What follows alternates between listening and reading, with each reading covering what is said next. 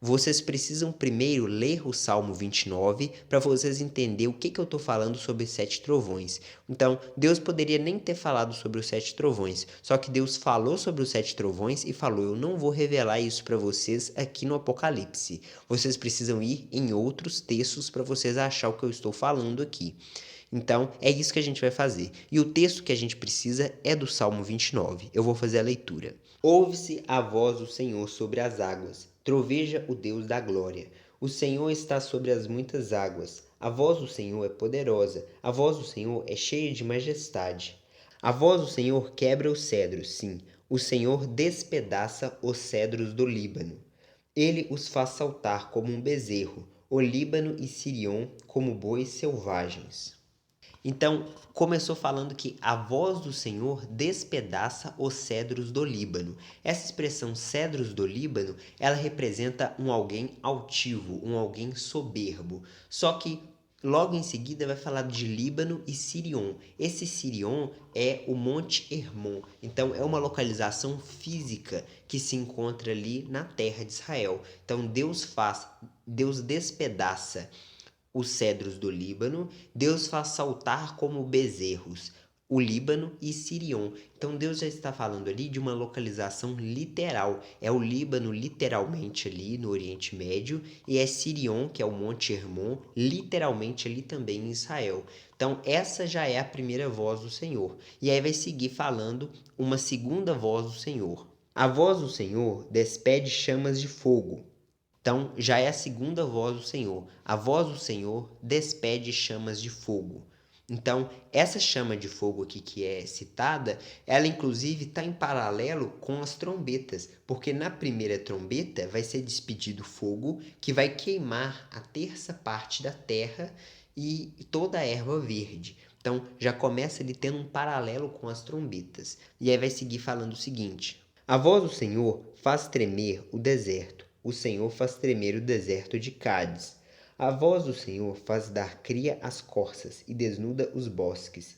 E no seu templo tudo diz glória. Esse Salmo 29, ele é riquíssimo, porque Deus está falando as 4 das 7 vozes do Senhor, ou 4 das 7 trovões do Senhor, onde o primeiro é Deus despedaça o Líbano e Sirion, que é o Monte Hermon, que é uma localização literal. Então, quando fala Líbano, também está falando de uma localização literal. Deus vai abater os cedros do Líbano. Depois, Deus despede fogo. Depois, Deus faz tremer o deserto.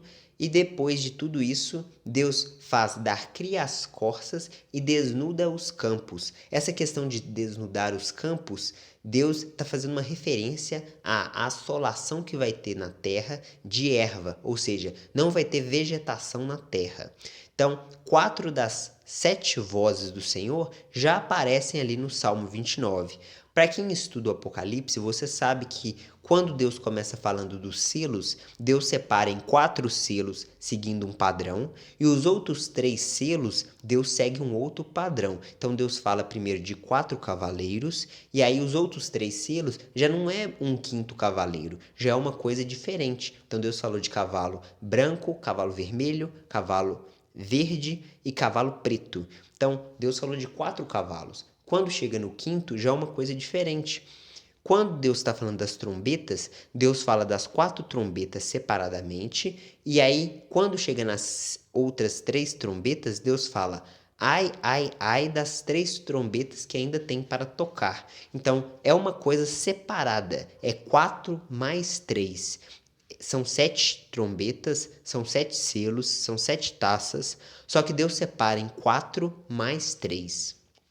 Não é diferente nos 7 trovões. Deus também separou em 4 trovões, ele já está revelando ali através do Salmo 29. Agora, os outros 3 trovões já vai ser uma coisa diferente. Vou fazer aqui a leitura daquilo que se encontra no livro de Jó, quando fala a respeito dos trovões de Deus. Com a sua força fende o mar, e com o seu entendimento abate a Raabe. Pelo seu sopro aclara os céus, e a sua mão fere o dragão veloz. Eis que isso são apenas as orlas dos seus caminhos. Que leve sussurro temos ouvido dele, mas o trovão do seu poder, quem o entenderá? Quem consegue entender o trovão de Deus? Quem tem essa capacidade de entender isso? E aí, no verso anterior, também falou que Deus é aquele que fere o mar, ou seja, já é uma alusão ao povo do Egito que haveria ainda de sair do Egito e atravessar o mar, e o mar haveria de se abrir para o povo passar em seco. Então, quando Jó falou aquelas palavras, o povo ainda não havia saído do Egito. Então Jó profetizou sobre aquele tempo futuro. Jó profetizou sobre a serpente veloz ou o dragão veloz daquele texto que vai ser abatido por Deus. Inclusive isso também se encontra em Isaías no capítulo 27. Isso vai acontecer no tempo do fim. É o Leviatã que vai ser destruído. Sobre isso treme também o meu coração e salta do seu lugar. Dai ouvidos ao trovão de Deus, estrondo que sai da sua boca. Ele o solta por debaixo de todos os céus, e o seu relâmpago até os confins da terra. Depois deste, ruge a sua voz, troveja com o estrondo da sua majestade, e já ele não retém o relâmpago quando lhe ouvem a voz. Com a sua voz troveja Deus maravilhosamente, faz grandes coisas que nós não compreendemos. Então Eliú é alguém que é completamente desconhecido diante de Deus. Só que mesmo ele sendo um ímpio, ele ainda também falou sobre o trovão de Deus. Ele falou: ouça a voz do trovão de Deus, ouça o que Deus está dizendo, porque ele faz coisas que nós não compreendemos. Eu tenho uma teoria. A teoria minha, o porquê que as pessoas não conseguem ligar o Apocalipse 10 com o Salmo 29, é porque o Salmo 29 está falando da localização exata do Líbano. Não tem como a pessoa falar que o Líbano que aparece ali é algo simbólico, ou seja, Deus está falando que vai abater o Líbano. Deus está falando que o Líbano vai sofrer a ira de Deus. E isso só é possível porque o Líbano vai ter um papel no tempo do fim, e isso com base nas profecias contra Tiro. Então, você vai entender que a cidade de Tiro, literal do tempo do fim, ela aparece no tempo do fim e ela aparece através do Líbano.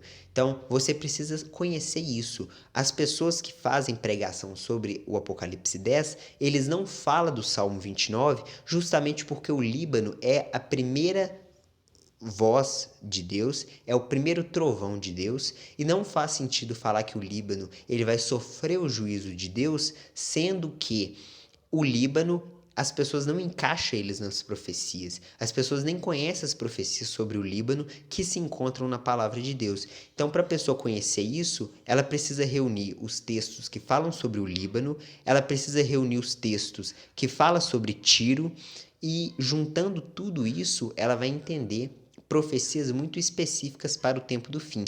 Ela vai entender quem é a Grande Babilônia que aparece no Apocalipse 17, que é uma cidade literal, que é a cidade de Tiro. Vou finalizar esse vídeo fazendo uma leitura rápida de Abacuque, capítulo 2, no versículo 17, e fazendo a conclusão também dos 7 trovões. E eu também vou explicar que os últimos 3 trovões, eles não são completamente entendidos por mim, mas a gente vai voltar a falar sobre os 7 trovões em próximos vídeos.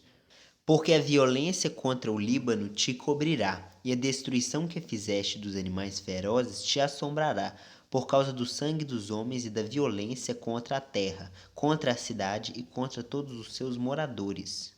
Esse texto ele é muito importante porque está falando no contexto do anticristo, e aí quando fala que ele vai exercer violência contra o Líbano, é literalmente, então significa que o anticristo ele invade a terra do Líbano, ele destrói aquela terra, e só é possível você saber e conhecer essas expressões e essa profecia específica sobre o Líbano se você entende as profecias sobre Tiro que se encontra em Isaías 23, se você entende as profecias sobre o Líbano que se encontra em muitos textos, como por exemplo nesse texto de Abacuque, como por exemplo no primeiro trovão de Deus que está lá no Salmo 29. Então, se você conhecer esses textos, você entender que Tiro se encontra no Líbano, então todas as vezes que falar sobre Tiro e falar sobre o Líbano, estão falando sobre regiões muito próximas, porque Tiro é a cidade de Tiro. O Líbano é aquela toda região, é um país que inclusive hoje ele ainda se chama Líbano.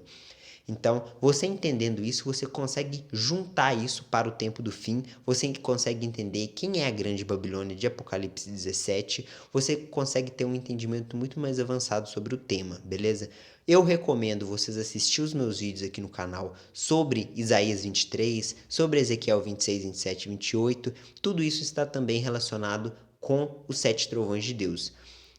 Então, esse vídeo é um vídeo específico sobre os 7 trovões, mas que ele consegue ligar com os textos e com os meus vídeos sobre o Apocalipse que tem a playlist no canal. Então, muito obrigado por vocês terem acompanhado o vídeo. Deus abençoe.